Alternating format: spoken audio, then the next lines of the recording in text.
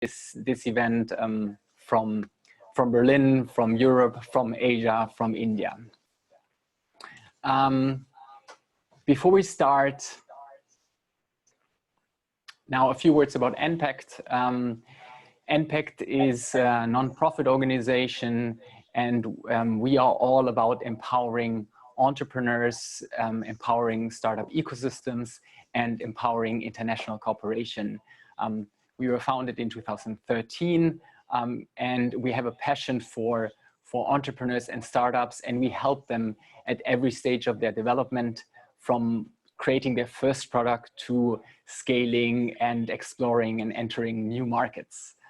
We are active in Asia, in Africa, in Europe, the Middle East, and Latin America. So, without further ado, I would like to hand over to my colleague who is going to moderate this event.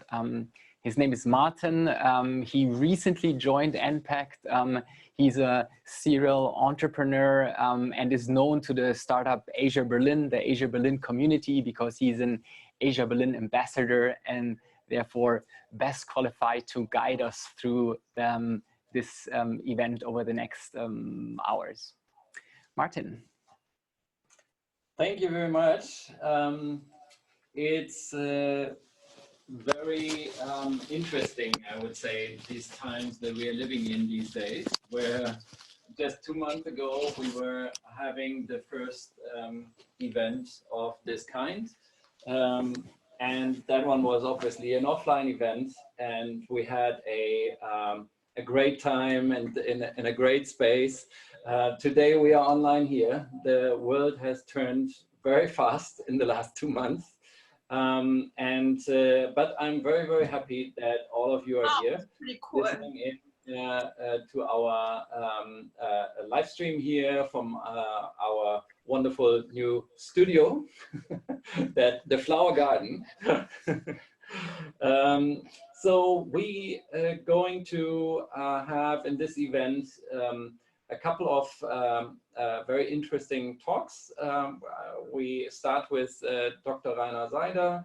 After that, we're going to have an ambassador, our AsiaBerlin Ambassador, Angela, talking to Shradha Sharma in India.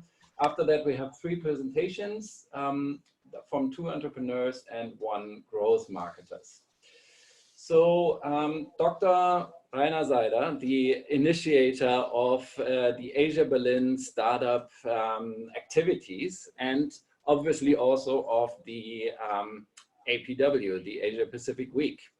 Rainer, the first most important burning question these days, what happens to the APW now? Yeah, so thank you for the question. Thank you for having me here in this wonderful surrounding. And it's a very new experience for us to have this kind of online events. And of course, we are all nervous. So what happens to the Asia Pacific Week? We had to decide to postpone the Asia Pacific Week, as so many events nowadays. We have decided to postpone it until end of September. So we will start in 21st September with the Asia with the activities, but it's not going to be the Asia Pacific Week anymore. That's the big news, the second big news. So new date, but also new name. We rebranded it to AsiaBerlin Summit, because we consolidated all AsiaBerlin activities, startup activities towards Asia under the umbrella brand of AsiaBerlin. That means the event today is an AsiaBerlin event on India. We have delegation trips, so I hope we will have delegation trips this year under the AsiaBerlin umbrella brand as well. And the Asia Pacific Week had to give up the traditional name that was kept for 22 years, and now it is getting a new name which corresponds to the other AsiaBerlin activities, and that will be AsiaBerlin Summit. So now you can forget Asia Pacific Week and go over to communicate the AsiaBerlin Summit. So like the phoenix of the ashes of the weeks, the summit reappears. Yeah, that's in a nutshell the story we have had to decide the last weeks. Wonderful, interesting. Yeah, so from now on, we're going to use the new claims, Asia Berlin. The second thing that would be maybe interesting to know is the new Asia Berlin Summit, as we call it now. Are there any changes? Are there any changes in setup, in program, and so on? Yes, of course, we will introduce some changes too. And because we still don't know exactly what will be until 21st of September, we hope that events like the Asia Berlin Summit will be possible again with kind of 500 people going around, meeting, connecting, because the Asia Pacific Week has always been an event for connections, personal meetings, trust building, and cooperation.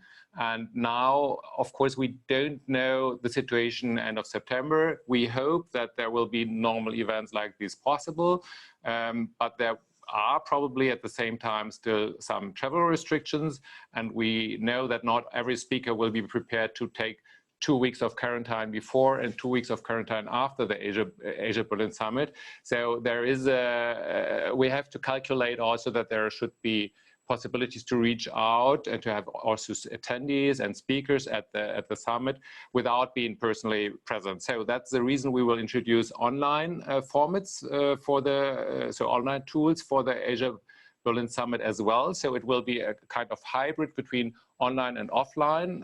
So we will keep on our keynotes, panel discussion, working groups, everything offline, so with present people, but we will connect it also with online elements. So having a kind of interaction with the online audience, also presentation on video of people who will probably be in Asia at the same time.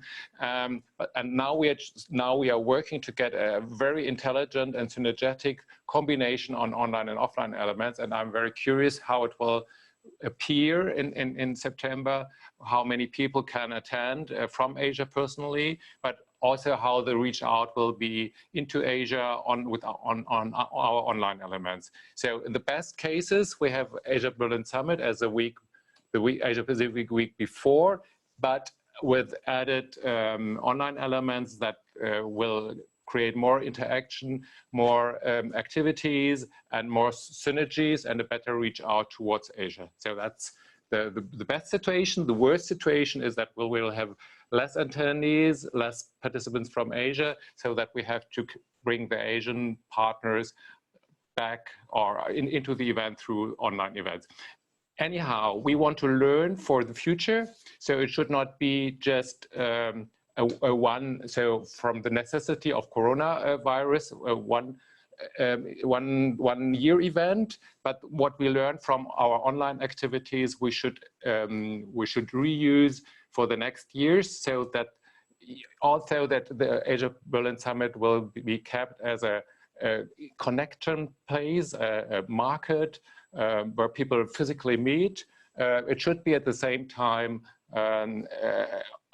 an online activities reaching out to people in Asia, and of course also in Germany who can't personally attend the Asia Berlin Summit. So learning for the future will be very important for everything what we are doing now. Wonderful, exciting. A sustainable element in the new summit, basically, yes. Asia Berlin Summit. Great, wonderful. Is there anything more that you want to address to just that we hope, of course, that we can go on building bridges between the startup ecosystems in Berlin and in Asia. Online, offline, it really doesn't matter, but I really believe in the personal meeting, connecting of people, which will never be online possible, at least for the first time. To build trust, you meet people. So I will be very happy once we can come out of this period of contact reduction, but on the other hand, we want to build bridges, whether they are online or offline, between the ecosystems in the startup sector between Asia and Berlin. And thank you very much for having me here. Wonderful, thank you, Rainer. Very interesting. Now I would like to continue with a little poll. So we got this option here where we can ask you questions, and we would like to do that. We would like to know what's your professional affiliation? So you would see a poll popping up on the screen soon, and will be able to put your professional side. That would give us the opportunity to understand where you're coming from and how our audience is looking like. But at the same time, this will also help you to understand like what the other part of the audience looks like. Great. So now we will hear from another AsiaBerlin Ambassador, Angela de Giacomo, if I say that right, who is the investment manager of the Bissell family in Delhi and here in Berlin. And you will be talking to our star guest, Shradha Sharma, who will be now in India and is the CEO and founder of YourStory Media, which is basically the biggest technology platform for startups in India. Take it away. Thank you. Thank you, Martin. Thank you, everyone, for having me here, in particular the Berlin Senate and Dr. Rainer Seider. And thanks for enpact for making this possible. I'm really looking forward to talking to Shradha Sharma. She's a startup heroine in India, and what she's done there is she has built from 0 to 1 a media company that now has more than 14 million people observing and reading all her news on a monthly basis. And she does that with a very dedicated team of 115 employees. And I'm very proud to and honored to be able to talk to her from Germany to India. Hello, Shradha. Hello, Angela. I am also very excited to be talking to you and being part of this first Digital Asia Berlin Summit. Thank you for having me here. Normally, you would have come here to Berlin in June, and we were all looking forward to it. You would have done one of the opening remarks and keynote speaks at the Asia Pacific Weeks, which are now renamed into Asia Berlin Summit. And we hope we will get to see you here in September. You came to Germany, if I recall it correctly, for the first time in 2016. So what brought you here, and what kind of relationship have you built with Dr. Rainer Seider and also the Berlin Senate and this program? Angela, yes, you are right. I came to Germany in 2016, and the first person, just to go on record, when I landed and came to the hotel, the first person I met was you, because I was connected to you through the German embassy here in India. And I had come first because the German government has a program where they invite professional, journalists, influencers from 16, 17 different countries to come and experience the socio-cultural aspects of the country, and also what is happening in the for digitalization. So I was part of that program, and through the government I met, it was a week-long program. I met interesting people from the government and just got a sense of Germany, but more importantly of Berlin, and I fell in love with Berlin, and that only kept on growing with my interaction with you. And then Dr. Rainer, he's an absolutely admirable person with so many nuances to me in all the people that I met in Germany, because when you are away, the thing that you hear is Germans are known for precision, they are known for, they're very, very advanced, it's a very industrialized country. But when you go close and get to know the country, then you realize that any country, and more so as of now we are realizing in this COVID world, that country is made of people. And I met some very, very fantastic, amazing, genuine, authentic people in Germany, and that helped me develop a very close relationship. I have been coming regularly to Germany, doing a lot of engagements. And last year I had a chance meeting with your Premier Angela Merkel, and it was one of the most fantastic and most memorable experience in my life, having to meet her and having to get a chance to talk to her one-on-one. on. So yeah, I'm an absolute fangirl of Germany and more so Berlin. So great to be talking to you. Yeah, speaking of Chancellor Merkel, I remember how you were describing your meeting with her. You have met many world leaders. You've also met Mr. Macron from France. You are a startup evangelist also with your own Prime Minister, Mr. Modi. Let's speak about the startup ecosystem at the moment. You are in Bangalore. You're in the office at the moment. The numbers for startup investments last quarter were around 6 billion, and from what I'm reading from your own platform and KPMG and others is that in Q1 2020 the numbers have dropped to 2.2 billion, which is still a significant number. Can you shed some light on what is happening in the startup ecosystem in India at the moment? Yeah, Angela, and you are you know, you would be very aware because you actively also invest here in India, in the Indian startups. I would say that when you look at India, then one of the most important lenses to look at India is not to look at from, you know, of course, quarters and months become extremely important, but India is, you know, a market which is a long-term growing market. And if you look at it historically and now just because of COVID, of course, it's a very but the market has been growing phenomenally. We have the largest digital user base outside of China in the world. We have 750 million people who own mobile. We have 400 million active WhatsApp users. The kind of consumer that we have in this country is, and the consumer which is consuming digital infrastructure is unprecedented in the world.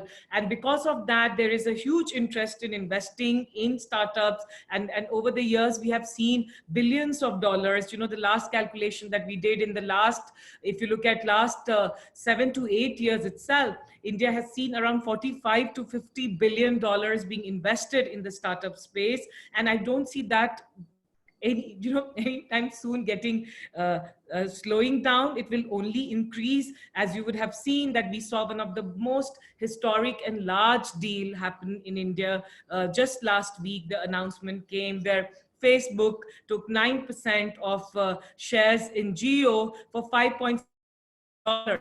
What it means is that it creates again a huge layer, an infrastructure layer for a lot of startups to reach this consumer base which I was talking to you about, right? We have 1.3 billion people in this country. We have 750 million people using technology in some way or the other, and we have active smartphone users, 450 million people. So now with this kind of an infrastructure, this kind of partnership which was announced last week, it shows to me certain signals. One, from Facebook, which is again a very large American corporate now, startup come corporate. If they are investing this kind of money in India, it shows very clearly that where are they putting their eggs for the future growth, right? And this is the market where if you look at where the money is coming because of the consuming capacity and the growing consuming capacity. And also if you see that our GDP is growing. If you look at, you know, we are aiming that in the next 2-3 years, if all goes well, then we should be a $5 trillion economy. So if you look at all those macro aspects, then you'll see that startups become the natural engine of growth in a country like India. And we will see a lot more investments happening. As I was talking to a lot of investors here in this country, it's a lockdown phase for us right now, but a lot of these are already happening. And some of the VCs have gone on record to say that they are going to be investing around, you know, all of them individually as VC firms. They are saying that they will be investing in 50-60 deals this year. So if you look at the number of VCs that operate in this country, I don't see, even with the slowdown this year, we will have deals up to 700 to 800 investments in the startups happening this year. I mean, if you say that, it means a lot because you're also you're also organizing one of the largest and most important tech events in Bangalore every year, Tech Sparks, and you speak to the who is who of the tech entrepreneurs and startup ecosystem. So, but Coming back to some, I would love to dive deeper into Reliance Jio and Facebook deal, almost $6 billion deal, but I would suggest everyone looks it up on the news who's not heard about it yet. But coming to your core work, I mean, you tell stories of entrepreneurs and you make those stories matter. What can you tell us from all the conversations that you have had in the last 6 weeks about resilient leadership? I mean, you yourself are orchestrating a team, all sitting at home with more than 100 employees. What can you tell us, like 3-4 things that you have noticed from other outstanding leaders in India about resilient leadership? Yeah, Angela, this is a very, very good question. You know, one of the first thing that came to my mind when you look at all the leaders who have really embraced this change and are head on dealing with what it means at ground level, because, you know, things have come to a complete standstill, and I think you'll understand world over, we are all experiencing this, you know, the complete lockdown means that everything is like, you know, suddenly not what it was. So what I've seen some outstanding leaders, young leaders do, one is that the way they have planned, you know, the business planning, how quickly the agility, you know, we keep on hearing about agility as a word and agility management and all that and flexibility, but I've seen that some of the smartest leaders, they have very quickly changed and they have very quickly done the planning, got everyone online together as a team, and have started working as wartime CEOs, you know, the word which is, you know, we've been all hearing about it, wartime CEOs. So they have started working like that, because unfortunately situations like this don't give you that bandwidth and that time to think and plan. But how do you do planning on the go and change things? So one, the speed, if I may say so, has been one of the very critical factors that I have noticed. Second thing is that how people have, you know, used and leveraged different partners, different ecosystem players, aligned them quickly. And I think that's why somewhere, you know, we give a lot of, and that second thing that came to my mind is that we give a lot of importance to individual entrepreneurs. We give a lot of importance to individual businesses and startups. But in situations like this, you realize that it's not just the individual, it's the, you know, group and the community which has to come together. So what was very interesting, especially in Indian startup ecosystem, which I found, is that a lot of startups together, they collaborated. A lot of investors jumped in to collaborate and support. So it was more of a,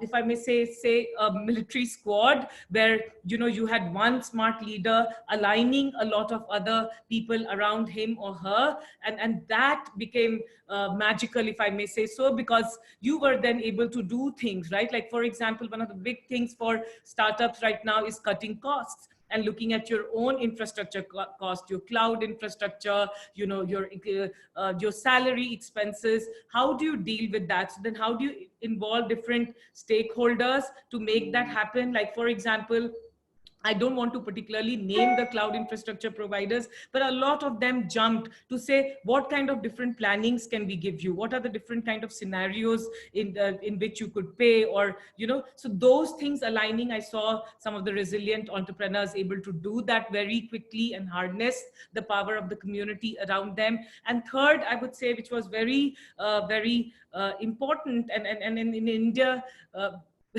is, you know, we all work very hard in our country. Like, I'm very proud the way we work, but somewhere I think, you know, this COVID world has also made us realize the power of productive working and working with very clear outcomes in mind. So when the survival becomes a critical issue, and in our case as startups, survival is far more critical, because we're not large corporates with you know, money in the bank. So here, when the survival becomes critical, I've seen some of the most outstanding leaders have a very laser focus on what are the 2 things that matter, what are the 3 things that matter, and then going after it in a very, very, very productive, fast-paced way, and cutting the noise, cutting the cutting the noise, and more importantly, cutting some of the things which you thought were important, but in this world you see the more black and white format and realize, oh, these things did not matter. Like, again, a very crude example to say that you realize that maybe you could do this with 100 people, but suddenly most of the entrepreneurs and some of the sharp entrepreneurs, they're saying that, hey, we could do this now with 20 people, but we also have 60 people, 80 people more to take care of. Which are the other critical functions we can put them in? So, you know, that kind of that builds your resilience muscles. And I'm seeing such outstanding work by some of these young Indian entrepreneurs right now. I think we could go on, and 15 minutes which they've dedicated to us is not enough. So unfortunately, we are running out of time, and I urge everyone to just follow YourStory, follow your webinars. You're giving lots of good advice also on a new series called Money Matters. And the last point I want to make is every entrepreneur out there, everyone who was dreaming about becoming an entrepreneur, please also have a look at YourStory Academy. All experts and players of the ecosystem are mentioned there. And for now, thank you for listening to us, and thanks, Shradha, for all the insights. Bye. You know, Angela, before you go, sorry, I'm going to take 1 minute more to say, you know, this AsiaBerlin Summit is very important, but more importantly, what I want to bring out is that in this moment, if we all take time to reflect on the roles human beings, we as human and our goodness plays. And I want to thank you, because you have, to me, have been a very strong missionary, if I may say so, of India and of Germany, of Berlin to India. And that brings us so much closer. And that leads to so many things. And I've seen the kind of impact, that kind of understanding, that kind of listening to the other person, listening to people across different geographies creates that tangible impact that it creates. And I really want to thank you for doing that, because it has helped me and so many entrepreneurs here in this country. And I also want to thank Dr. Ryan, because to me, he's one of the most eloquent storytellers that I met in Berlin. And I think all these stories bring us all so close. And I hope that this closeness only increases with time. Thank you. Thank you very much, Angela, and also Shradha, for these absolutely amazing insights. It's always amazing to hear the numbers of India, but also about India's digitalization and especially the startup scene. Thank you very much. Now, next in our program, we're going to go on with 3 keynotes. They will be conducted by Martin, Tina, and Aruna. We will hear each a 5 minutes presentation before we dive into a question and answer session here on the stage. We will also have time for questions from your side. So please use the Q&A function that you have in the lower end of your screen to share comments and also questions.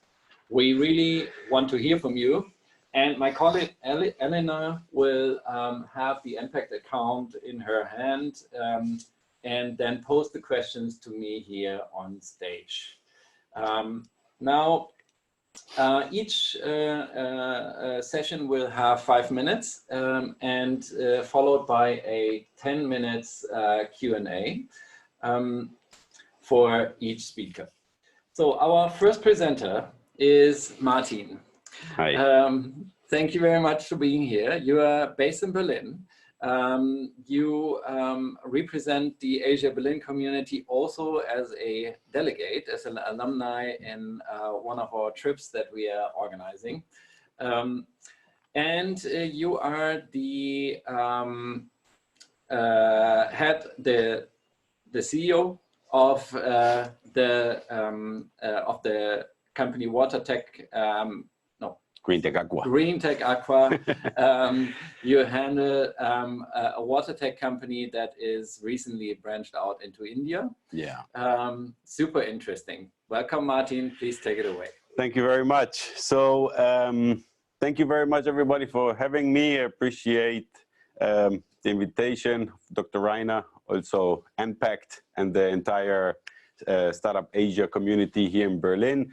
It's always a great experience for us to be part of this, and especially whilst I was traveling with enpact to Asia, we were able to gain a lot of insights and new views on how to do business in India, in Asia in general, and how to develop from Berlin with these connections over to Asia.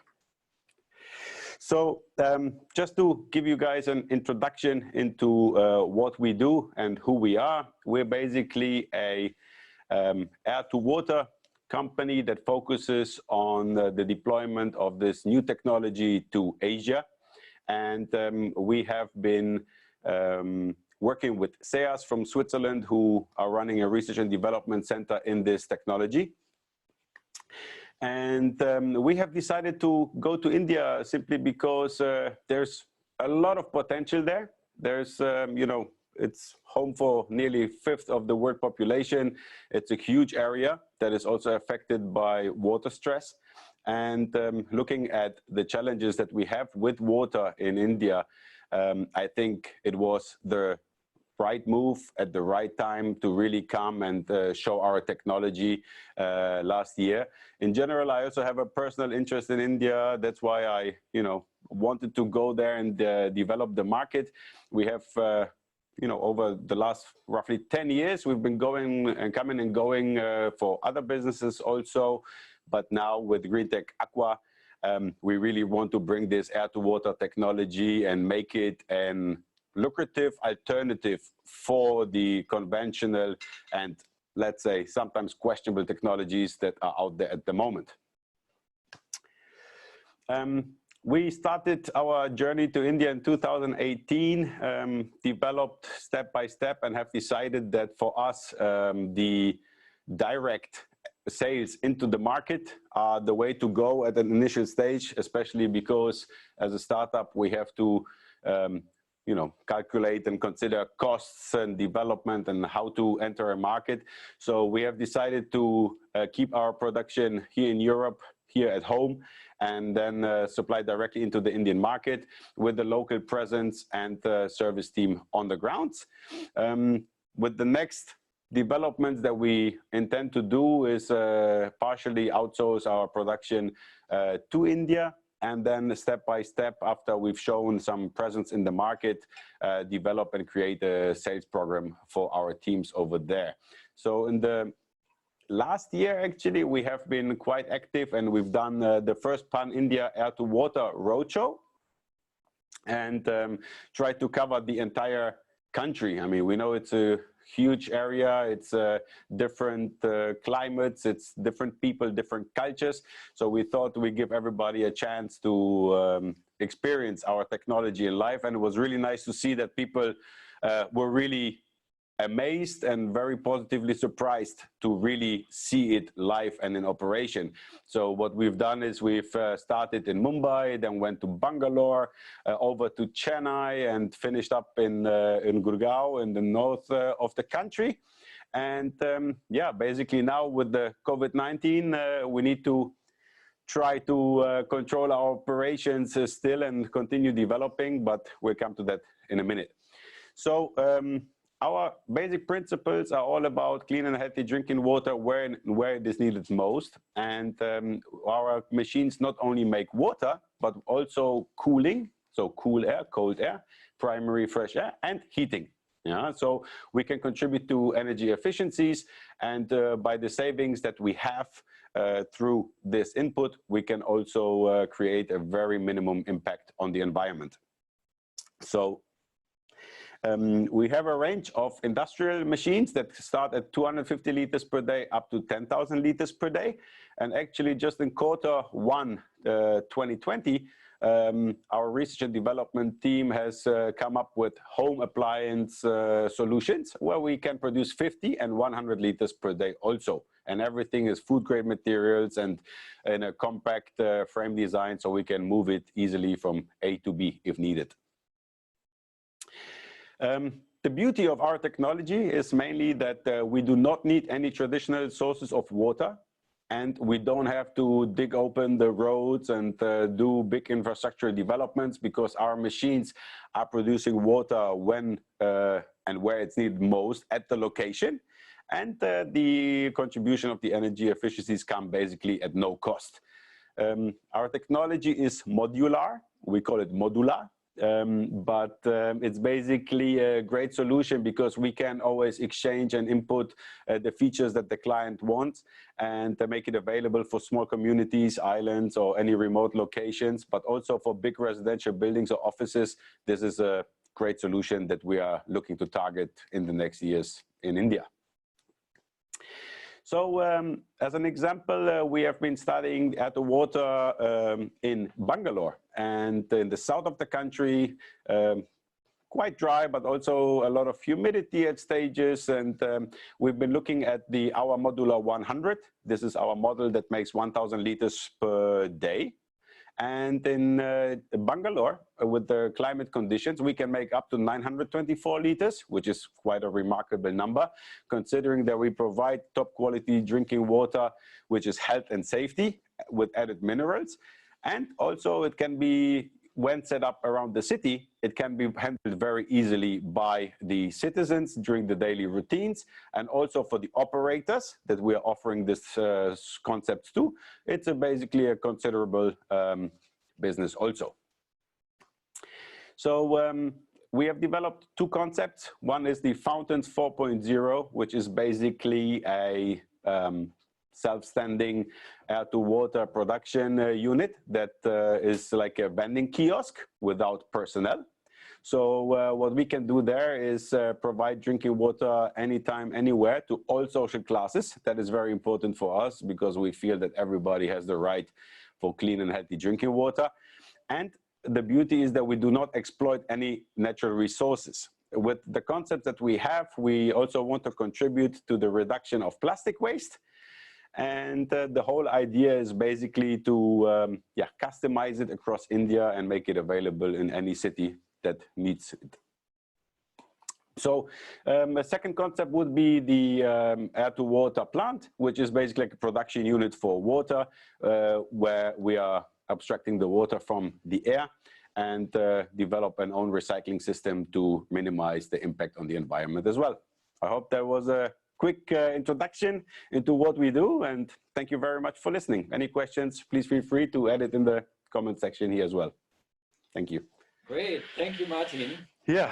Wonderful introduction, amazing product. Obviously, the first question to ask, how do you handle, as a resilient leader, your company, remotely without traveling? Yeah, in general, we have all the digital tools these days to do that actually, which is quite an impressive tool for us at the moment, especially trying to lead a company from the distance is not so easy. So what we've been figuring out is, obviously the lockdown, as Shradha also mentioned before, that is currently in India, people are basically bound to be at home.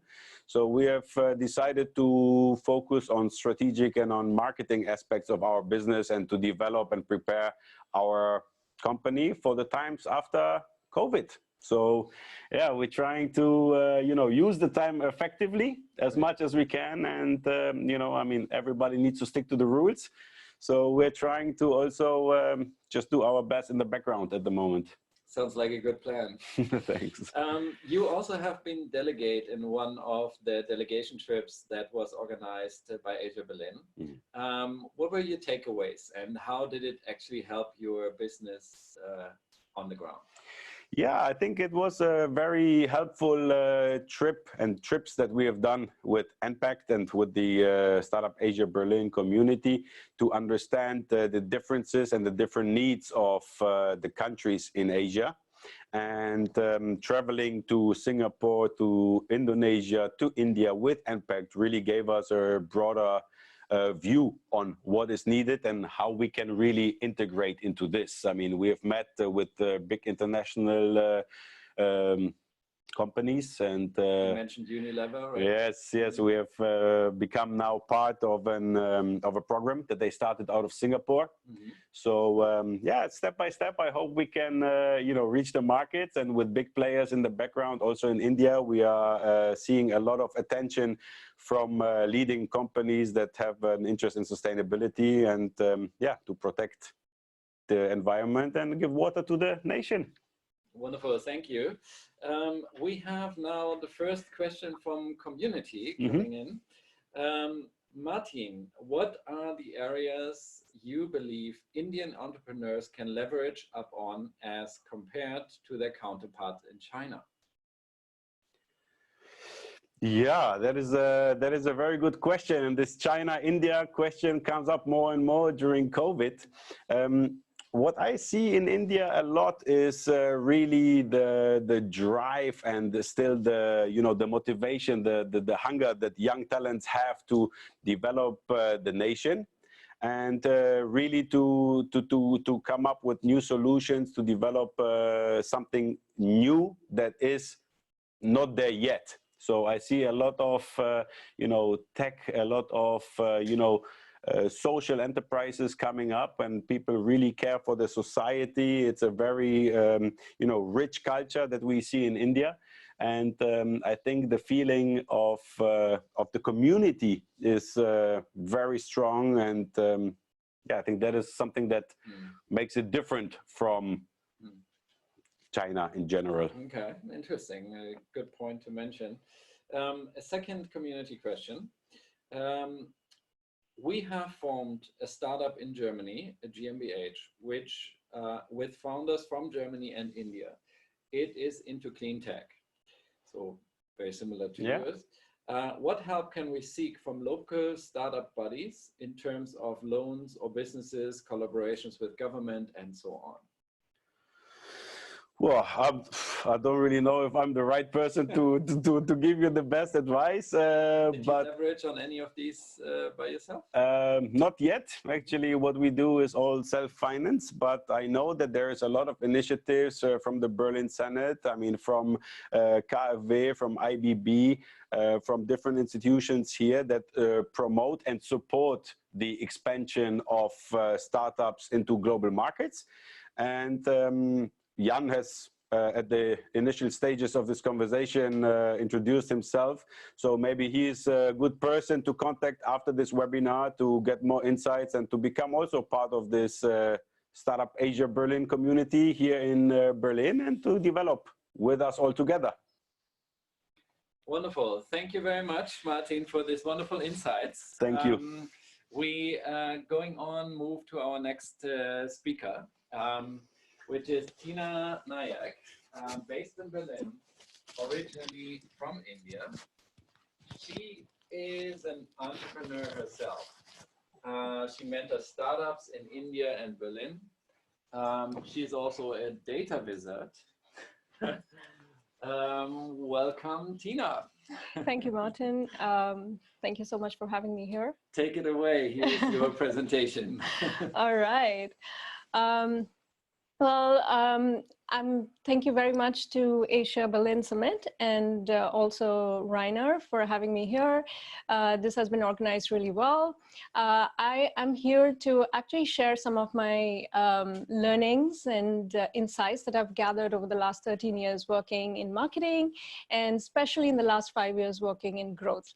My experience have been primarily driven by growth startups, and hopefully this is going to be really helpful. The next one, please. Okay, so this deck is primarily, I've designed the content more from the perspective of if you are in Europe and want to expand into India, what are the things that you can keep in mind, especially the first bit of it where what are some of the things that you can have a head start. Alternatively, if you're in India, you can still have certain insights that you can probably, put it into your strategy and improve it here on. So in the last 3 years that I've been working here in Berlin, I have seen that typically startups see 3 kinds of scenarios where India becomes a really interesting option. One is when you see an increase in leads and traffic, but which doesn't really translate into conversions. Second is competitor interest. And the third is, India is a very large country. It has a lot of internet population. So how do you really go about reaching and monetizing the audience? However, this is only the tip of the iceberg. And we really need to keep in mind that there's a lot that goes on beneath the surface. So when we look at forming the strategy, I would say steer away from looking at just the traffic, but also forming the segments. As per World Economic Forum, we see that India is going to be driving growth and having people move into a higher income mobility area. So as you look at the income, it is also important to look at the willingness to pay. How willing are people to pay for your product? Now, when we look at forming the segmentation strategy, there are 3 pieces that you need to keep in mind. One is willingness to pay. Second is focus on 1 or 2 segments and just double down on it. What is the value proposition that we are really going to look at, that you're going to give to your audience? Third is the business model. Can we have the next slide, please? The third that I wanted to focus on is, when you look at monetization, it is important to know what you charge and how you charge. The next one. And most of the times, people look at monetization from 2 aspects, which is primarily pricing and payments. And when we're looking at monetization, the right way to look at it is how are you looking at the business model? How are the segments interacting with the business model? Sometimes what I've seen is that if you have a subscription-based business, usually you have the younger population more inclined to the subscription kind of products, and then comes pricing and payment. So look at monetization as a whole, and that way you will have a much more stronger strategy towards conversion. This is a very interesting graph that I picked up from YourStory. This was the graph of UPI payments growth in the last 1 year alone. When EU startups plan to go to India, it is really, really important that you keep in mind that local payment methods will be a huge driver and a lever to conversion. So if you are not looking at integrating that in the beginning, know and believe that there will be a lot of drop of conversions right at the beginning. So it is important that you keep that in mind. And of course, later on during the session, I'll be available in breakout rooms, and I'll be more than happy to answer questions. Wonderful. Thank you very much, Tina. Thank you. Great insights. It's always good to see the actual numbers. Yeah, and yeah, somebody absolutely. who has worked with numbers for so many years. Yeah. Great. Thank you. First question. Yeah. In the own interest of Asia Berlin. So you came to the summit a couple of times. Or, so can you please tell us a little bit more about how do you receive the summit and what were the connections you could make and so on? Yeah, so last year it was very interesting that I was working with Babbel. It is a language learning edtech startup, very successful here in Berlin. And I happened to be a part of the speaking. I got a speaking opportunity here where I explained about the go-to-market strategies, especially for developing markets, given that I had experience there.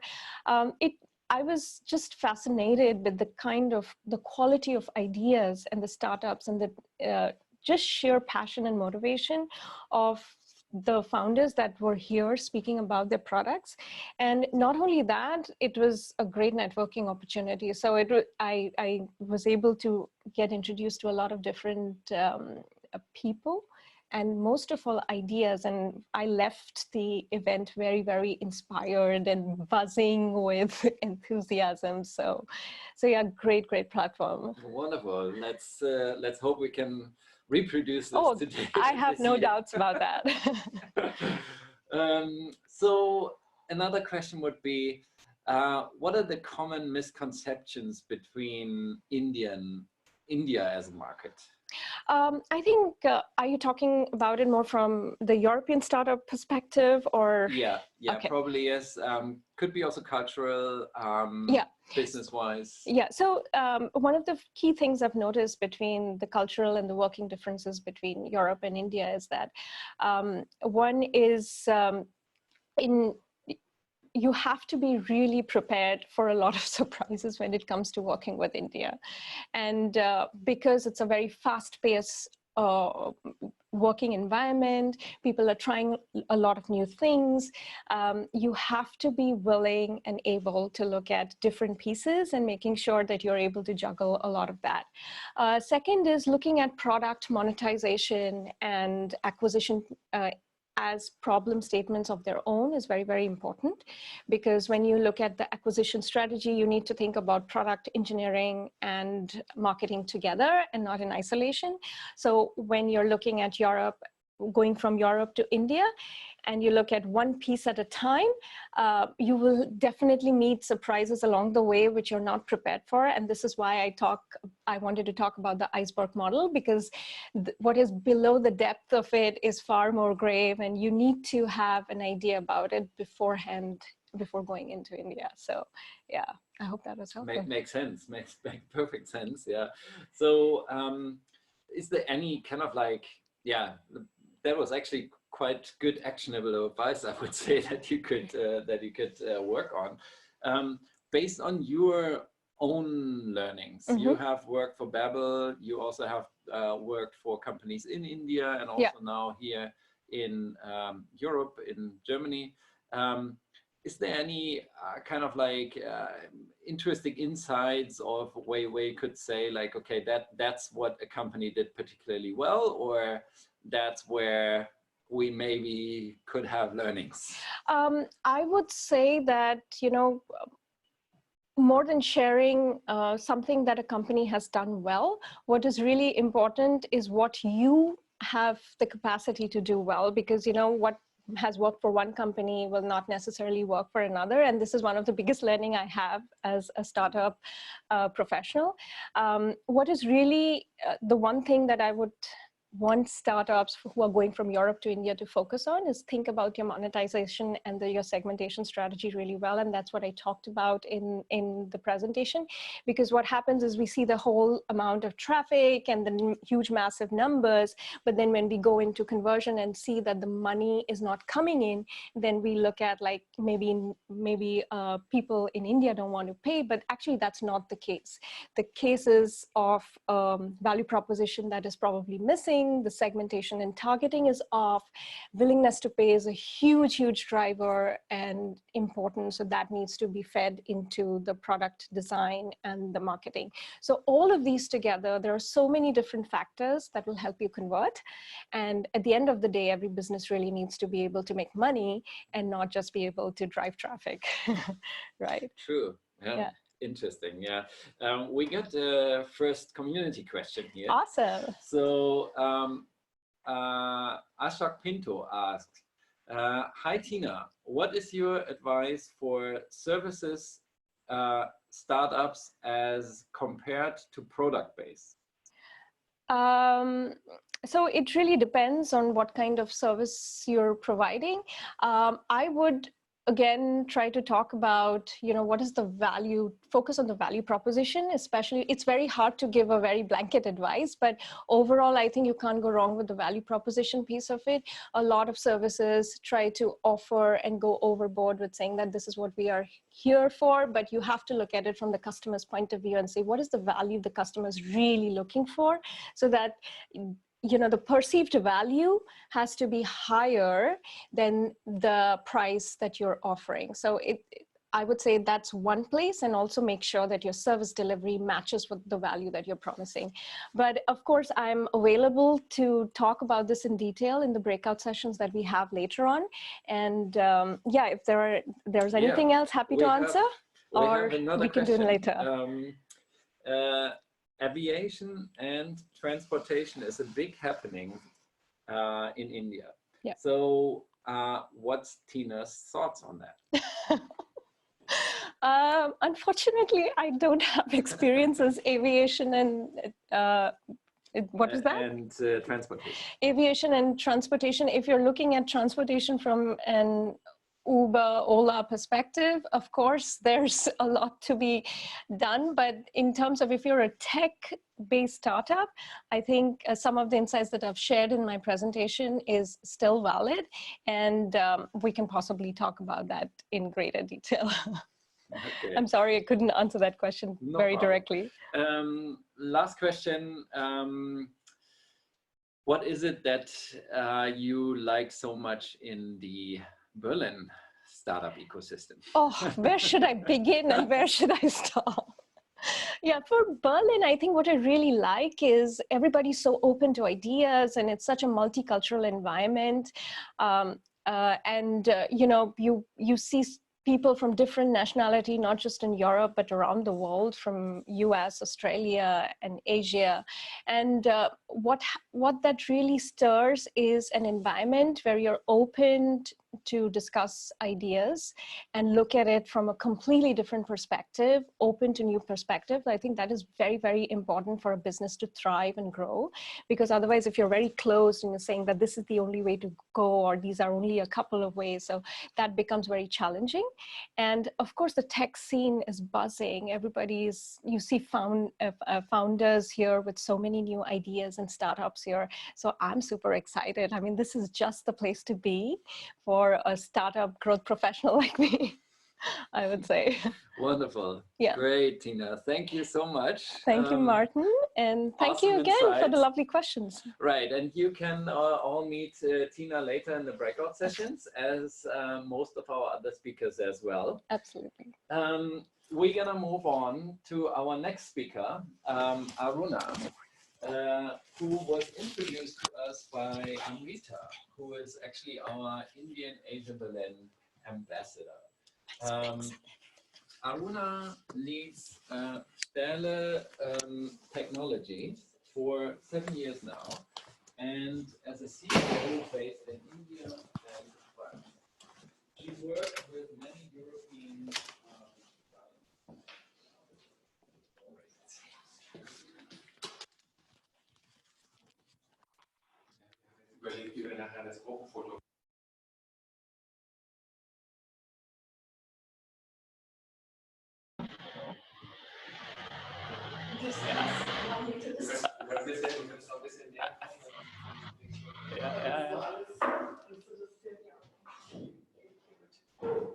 So. Hello, can you hear me? Proper Social Distancing, großartig, noch einmal.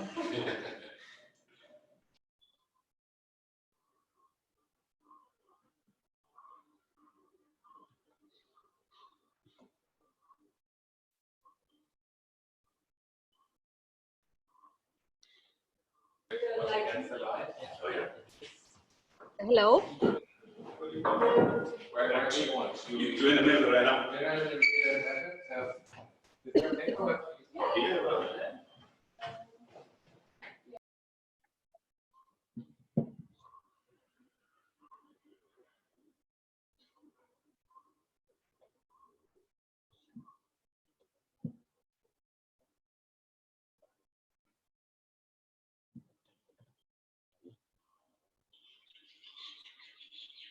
Hello, can you hear me?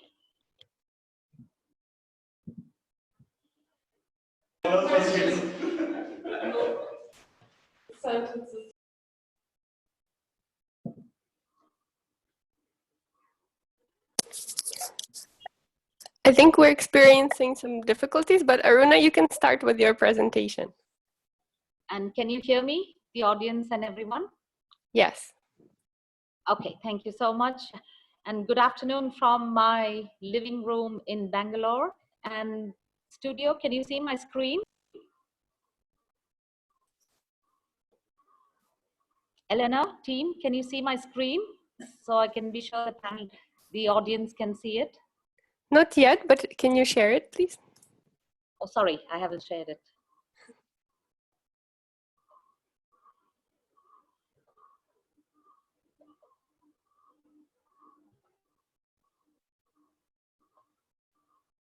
And can you see my screen now? Yes. Okay, thank you. So, as I said, good afternoon from my living room in Bangalore. So I am the CEO and co-founder of Stellar Technologies. And what we do has an immense significance on what is happening in the world today. So we work in the maintenance sector. Aruna, can you please share your slides, maybe? We only see your web view. Can you, I am sharing my slides. Can you see it now? No, we still don't. Can you see my slides now? It's saying sharing. It's sharing your screen, it says.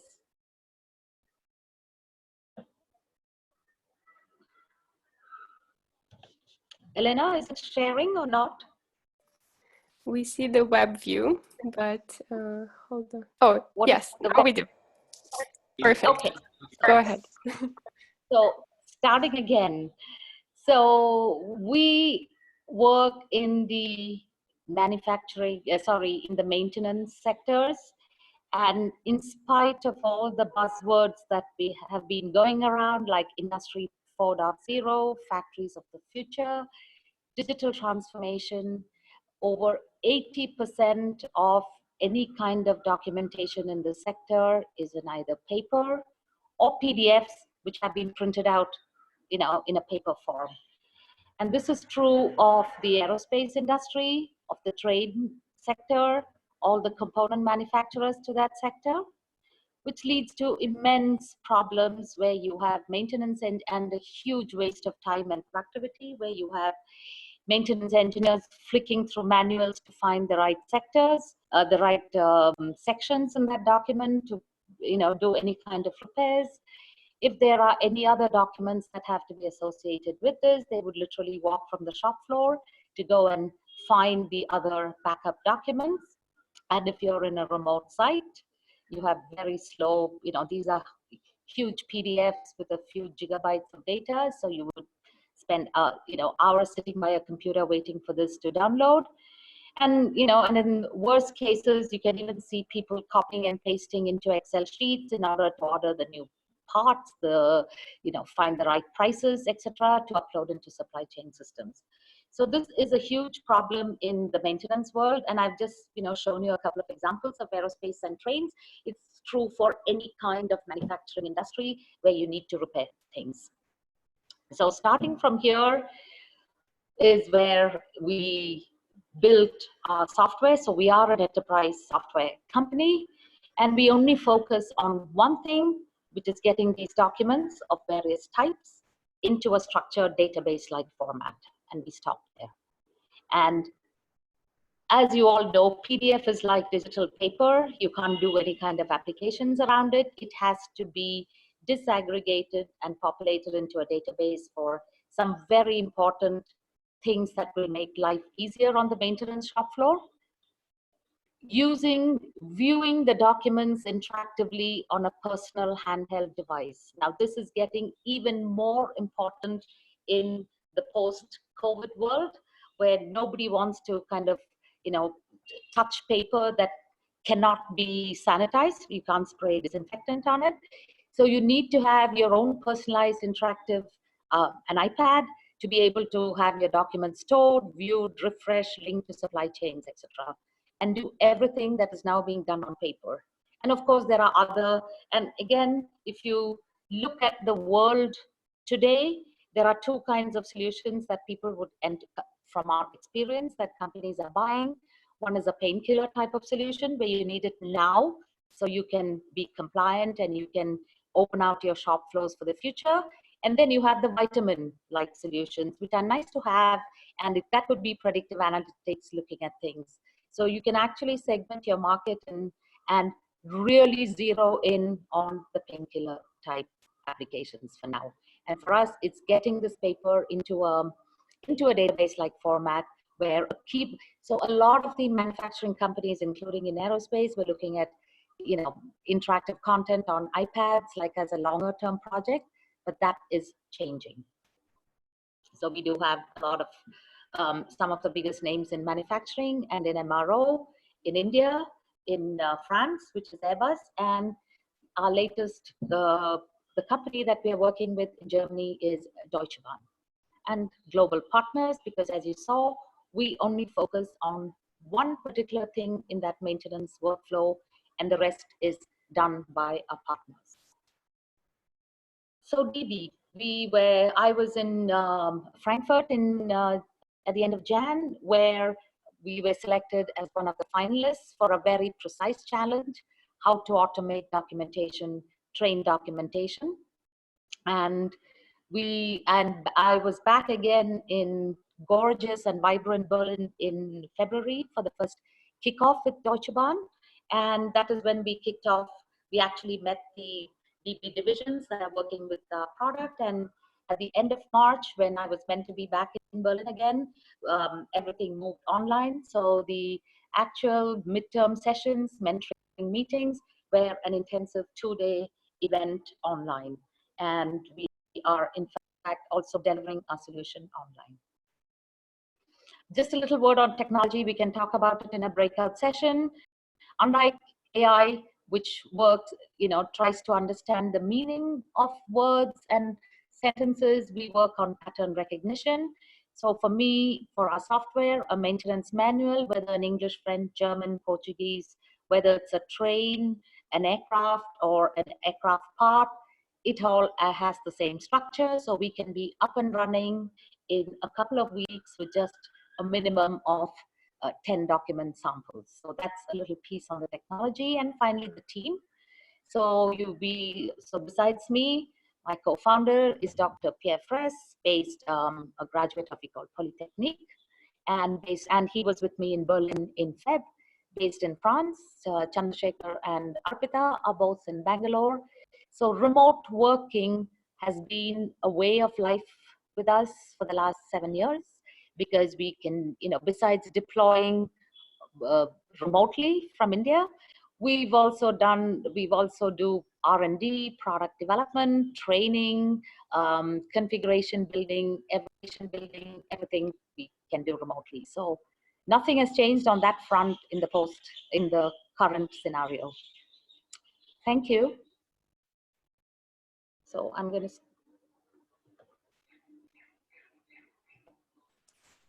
Thank you very much, Aruna. Can you hear me now well? Yes, loud and clear. Can you hear me now? Wonderful. Yeah, wonderful. We can have a conversation. Seems to be a little bit a problem in the beginning. Thank you very much for your presentation. You also told us beforehand that you ran your company already remotely for years.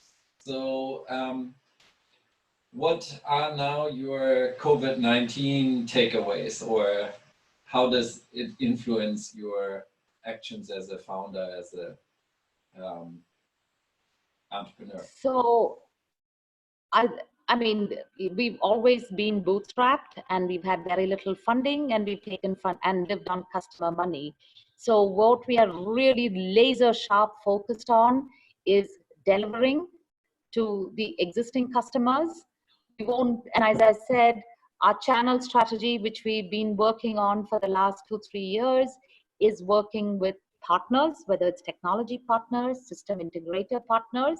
So all the relationships that we built face to face and have nurtured over these years are actually coming to fruit now, because some of the big tech vendors and the big system integrators have realized that they have no time to waste building their own in-house solutions, and they know we exist.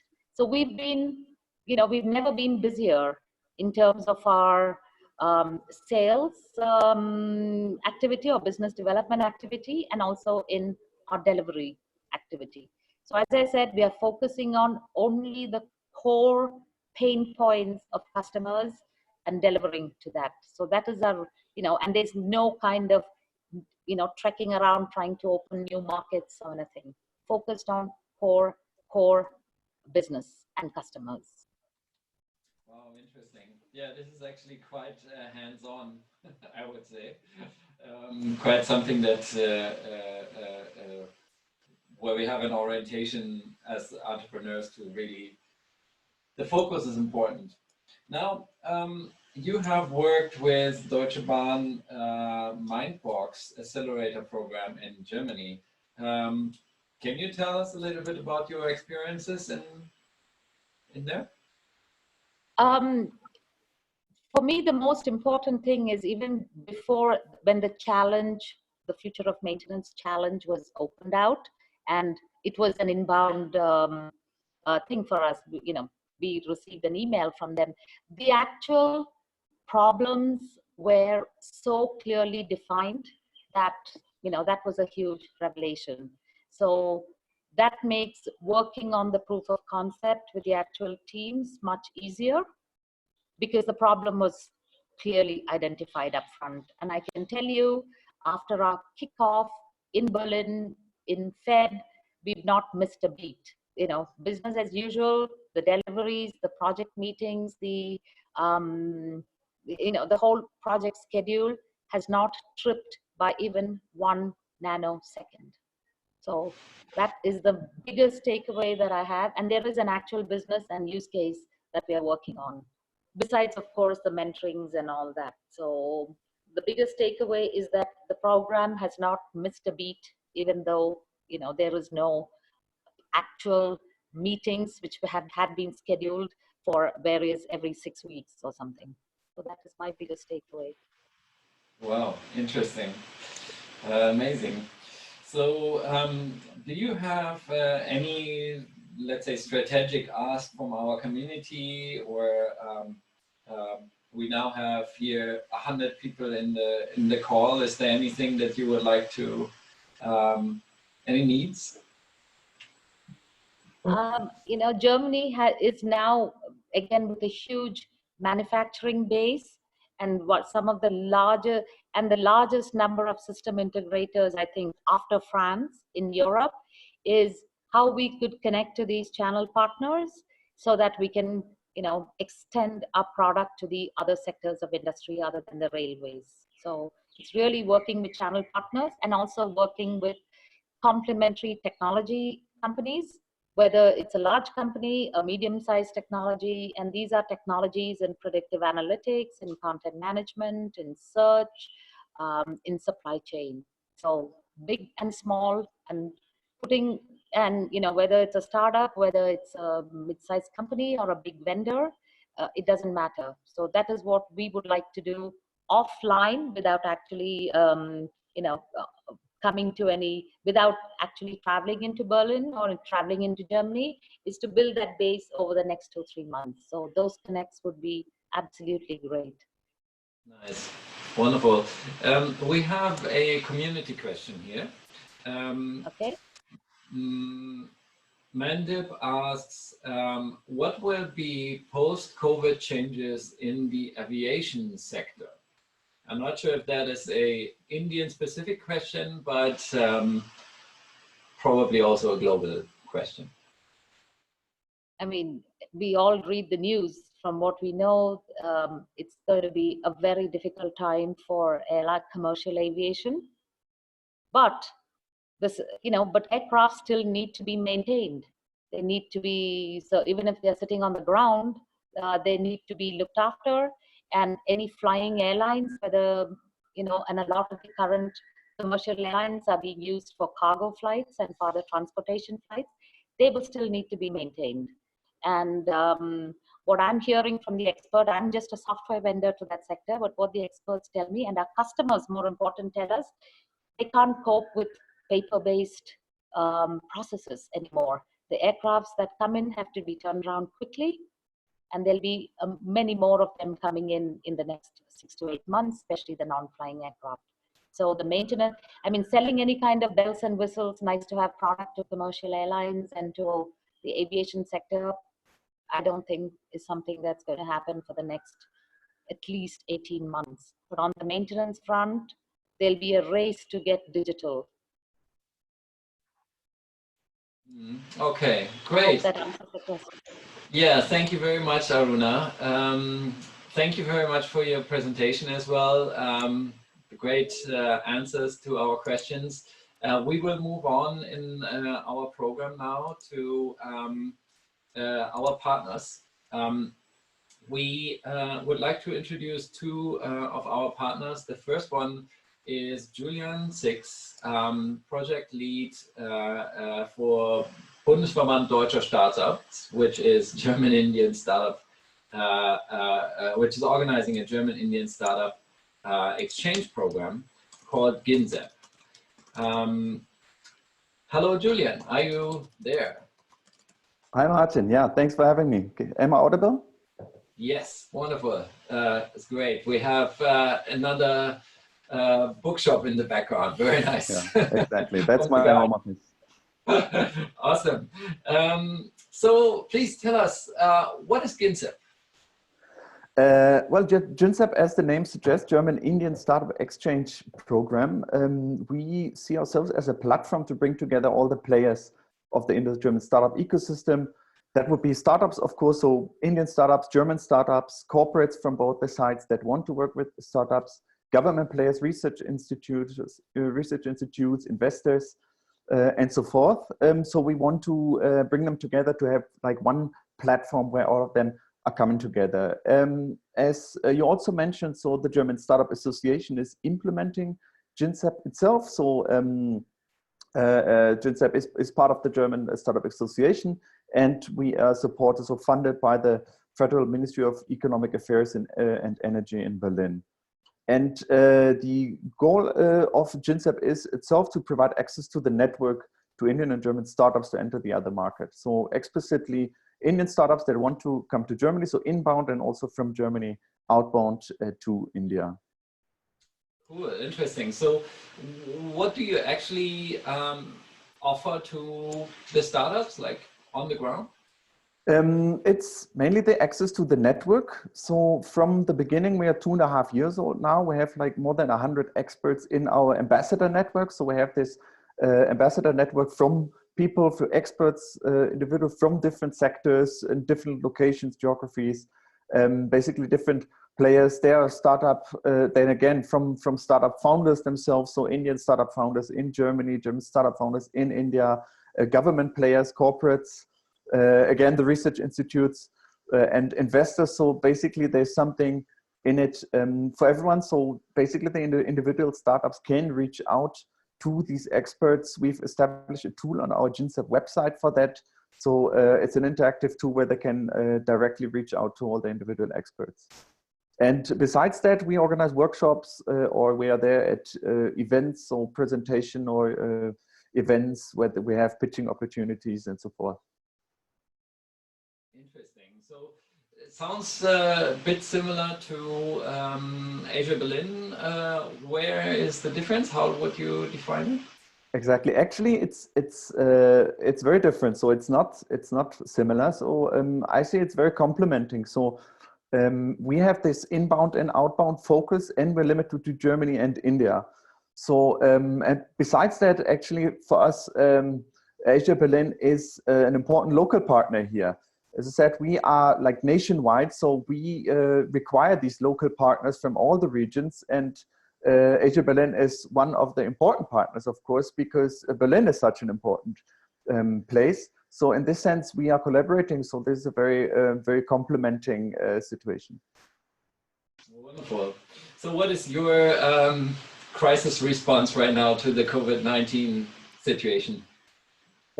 I think that is also on two levels. So one thing is, of course, the events. Usually we do many promotional events in different cities in India and in Germany at exhibitions, conferences, and so forth, where we are also organizing these workshops. So now we're moving more to these virtual events. Of course, I mean, just like you are doing. And but that also actually affects the bigger events that we have planned. For example, we have planned actually Startup Tour from India to Germany in this fall. But for that, we still need to, it's too early to say, there's no official call on that. So it's too early to say how we're going to do it. But then also these larger events, they also need new approaches and virtual solutions. The other thing is, of course, the effects on the entire ecosystem, on the entire scene, on the market. We know that there are quite some startups that are struggling. On the other hand, there are quite some startups that are also have new opportunities there and new chances. So it's a good time, I think, also to prepare, to maybe re-strategize a little bit, because definitely the market is shaken for at least quite a number of startups. So also, as we heard before, for some startups it hasn't changed much. But definitely in many segments, it's also changing. So there are these new opportunities. Yet it's to see what the real impacts are. But of course, I'm staying optimistic and see definitely chances for both the Germany and India in that exchange. Very nice. Do you have a last message, short one for the community here? Last message. I think, as I said, now it's a good time to prepare the next steps. So to prepare how to tackle the other market, how to go international. And I can just encourage everyone, so whether you're an Indian startup or German startup, whether you're corporate, incubator, government player, get in contact with me, join us, become a part of the GINSEP platform as well. And then we see what we can do together. Great. Thank you very much, Julian. We will move to our second partner, Juliane Frommter. She is the program director of the German Accelerator with Next Step India. Juliane, are you here? I'm here. Can you hear me well? Wonderful. Yeah, take it away. You have the presentation, right? Wonderful. You can see it. Yeah, and introduce both the German Accelerator and the Next Step India program. But before I do so, I would like to thank AsiaBerlin, enpact, and Rainer Seider for me to be here today. I'm really glad we get the opportunity to share what we do and also meet all of you between India and Germany.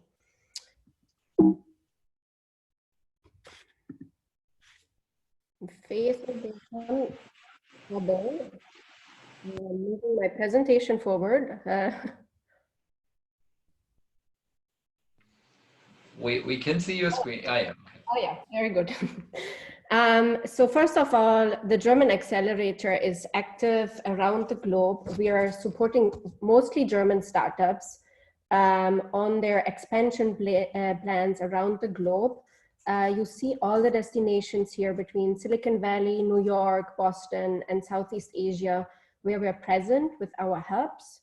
We obviously have our headquarters here in Germany, in Munich. And as you see, we're expanding across Asia, and I will come to that in a little bit. Most importantly to know is, what do we do? Our programs are highly customized. And the way we achieve that is through mentoring from dedicated experts in all our destinations, and with access to our vast global network of business partners and investors. And that we're doing this since 2012, starting with Silicon Valley, and have then expanded across the globe. The Southeast Asian hub is open now since 3 years. And we've covered 240 German startups in this journey, and they have raised $3 billion till date.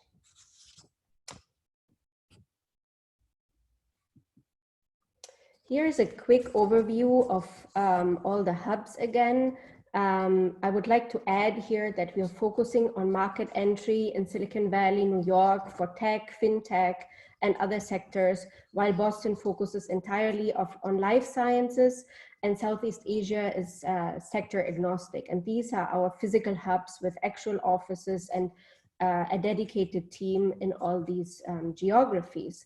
Now, what I would like to add here is specifically for Asia, since a lot of Asian markets are still quite unknown to German startups, we are implementing now the Next Step series. We've started programs across Japan and South Korea, and we've started this year with Next Step India.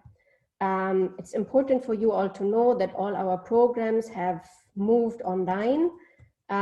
So for Next Step India, for example, we were meant to travel to India in March, but then we had to postpone this at the very last minute. But we are already running our first cohort now online since this Monday, and we're quite proud of that. To tell you a little bit more on Next Step India. So this is an opportunity for German startups interested in entering India, and provides the required insights and proof points and to make an informed decision into if at all to enter India, when and how, because we want to make sure that our German startups are successful in this endeavor. And we all know how big India is and its tremendous potential. But we are also aware that there's quite a good amount of obstacles in the way, and the program tries to help the German startups to mitigate these obstacles and help them wherever we can.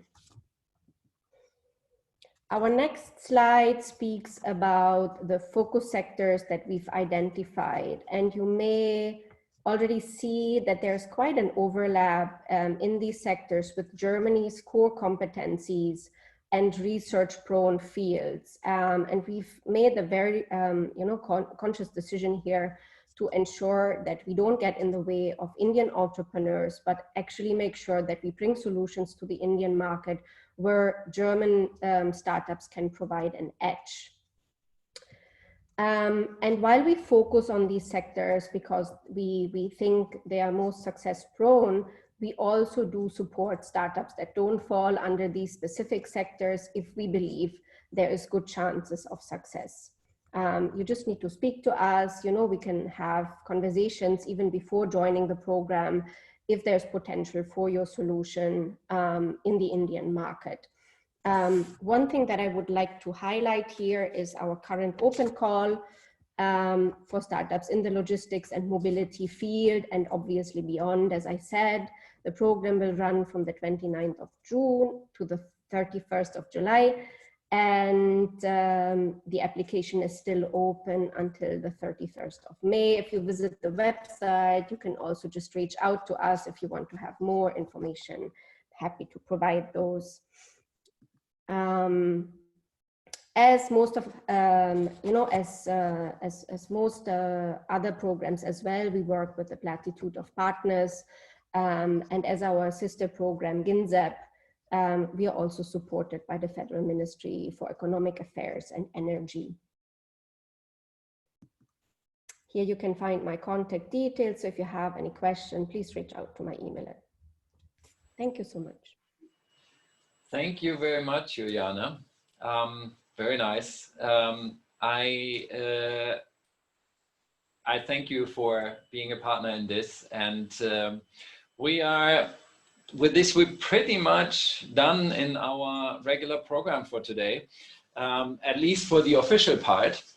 However, we normally what we would do in the end of an event is we would start the networking part, right? So we would all stand up, grab a cool drink from the fridge, and walk around, mingle.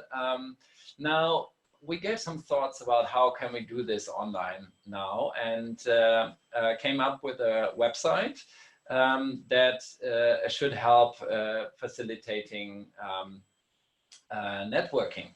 So what you can see here is the web link that we also going to post in the chat soon. You can see it here on the screen as well. Navigate to this website. You will have this these gray boxes down there. Each of these boxes is basically a hangout room. Couple of boxes have names. So there you find the speakers or the programs that we have been talking about. Others without names are basically just interest rooms for different topics. I hope this can help you guys for at least having a little bit of personal contact and make meaningful connections between different countries here in the AsiaBerlin realm. But before we go, I would like to quickly thank the people who are involved in this production here. So first of all, a big shout out to our speakers who came up with all the content. Then obviously our partners for support. I also would like to thank Elena, who has been sitting there in the background and organizing everything from the back. Great work, and we hope next session we would have you here on stage again. We thank Isaac, our awesome videographer, who has brought up all this equipment here that we have, the opportunities that we never had before and that we had to figure out in relatively short time. And we thank Rent24 for the location, the wonderful garden room that we are in here. We also thank enpact for pulling the whole event off. And of course, last but not least, Rainer Seider and the team from the Senate of Berlin for basically sponsoring and making the whole event possible and the idea behind AsiaBerlin. So now let's all run to the fridge and get a cold drink and meet in the networking rooms. Thank you.